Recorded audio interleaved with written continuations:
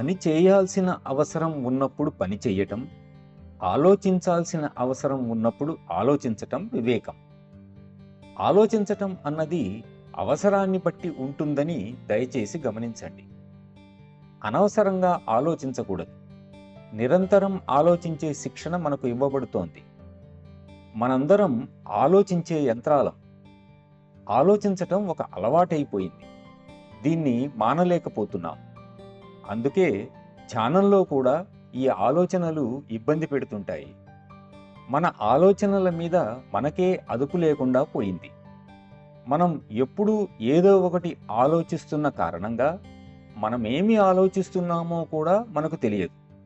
మనం దేనిని గురించి ఆలోచించాలో కూడా తెలియకుండా పోతుంది. ఇది ఇంకా విచారించదగ్గ విషయం. మనం సంకల్పం ఉన్న జీవులం, మనసున్న వాళ్ళం, తెలివితేటలున్న వాళ్ళం. మనకు ఎప్పుడు పని చేయాలో, ఎప్పుడు పని చేయనక్కర్లేదో తెలియాలి. ఎప్పుడు ఆలోచించాలి, ఎప్పుడు ఆలోచించకూడదో కూడా తెలియాలి.